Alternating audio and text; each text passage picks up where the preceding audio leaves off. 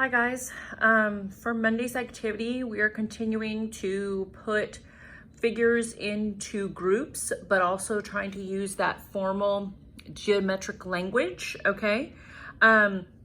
So you are going to need this chart here that I kind of made for y'all. Here is an example. So they already sorted the figures for you. Okay, these are just some 2D shapes.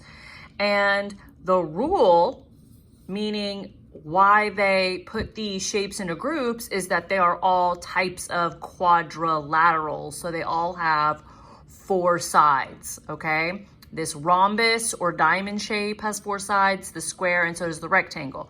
So that's the rule they use to decide how to put them in a group, okay? This rhombus also, it's basically this diamond shape, just kind of shown in a different way. This figure could also be in that group because it is also a quadrilateral. It has 4 sides, okay?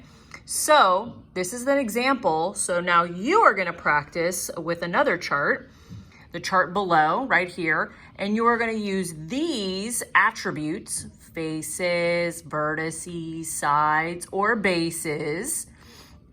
You're going to use one of those to be the rule, the secret rule to sort your shapes, okay? So for example, here is the first one you will do. This is a cone. This is a cylinder, okay? So what do they have the same? Do they have faces, vertices, sides, or bases that are the same? What is the rule that we can use for this sort, okay? And we're gonna put all of the examples. So if it has more than one thing in common, like, let's look at this, sides. Now, does a cone have any sides? No, it doesn't, guys, because sides are straight lines. Does this cylinder have any sides? No. So sides is not one of the rules they used to put those shapes into groups, okay? So let's look at vertices.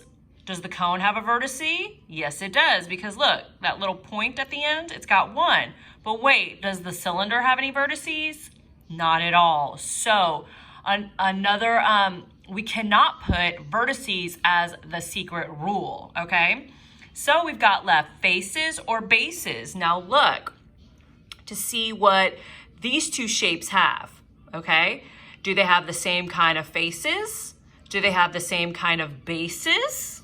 Okay, if they do, you're gonna write that rule. If they have both that are the same, write both of those attributes right here. But also make sure that this shape has the same rule as these 2 to be put in the same group, okay? You will do for that example and the next 2 here, okay? So remember, use these types of attributes to be your secret rule of how you would group those figures. If you have any questions, just reach out, guys.